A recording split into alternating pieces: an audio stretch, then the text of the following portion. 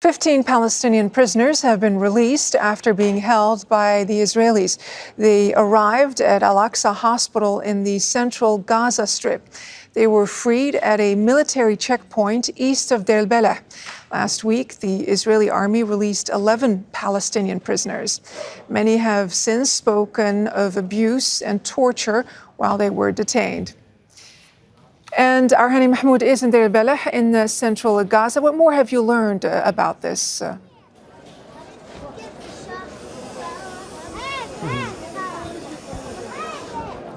Yes, well, within the past hour or so, a new batch of Palestinians who were kidnapped and taken by the Israeli military into imprisonment in Israel were released and transferred to Al-Aqsa Hospital. Just the moment they step out of the ambulance that dropped them off here at the courtyard of Al-Aqsa Hospital for a medical examination, they looked quite exhausted, very tired, worn out, very hungry indeed because of the lack of food that they were not allowed to have any of the food supply. We're living on little pieces of food throughout the day, a very small amount of food that were given to them throughout the day. As we heard from one of the Palestinian released captives here describe the daily routine of torture that starts as early as 4 a.m. in the morning, and that's the time when they are woken up by the Israeli military. And the way he described how they are woken up by using the bats and banging on the walls of the barricade where they were kept for the past months in an area in Beersheba and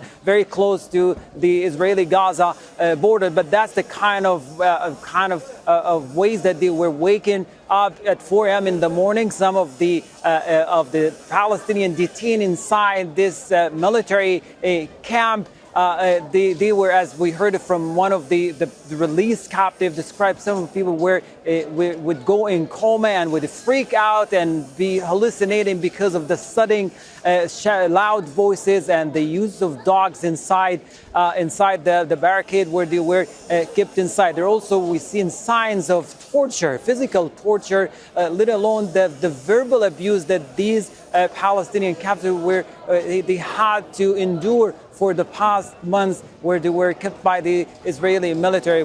They're not in the right mind. They're not in the right state mind to right now after 10 months, as they have to endure much of the harrowing experience that took place. Some of them here waited until family members who are being displaced in the central area to arrive here to pick them up and to take them to the tents that they had set up for them. Some of them are still here at the courtyard of the hospital because simply they don't know where the remaining members of their families whereabouts.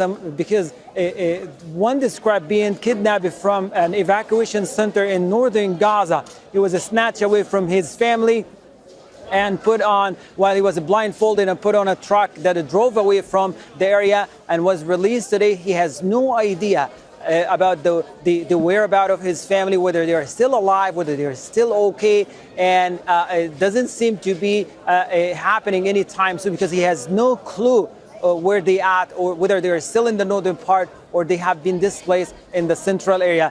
Definitely difficult situations for these Palestinians released captives here in the hospital. Harrowing accounts there that you're sharing with us and reporting on. Hani Mahmoud live in el-Balah in central Gaza. Thank you so much. Make sure to subscribe to our channel to get the latest news from Al Jazeera.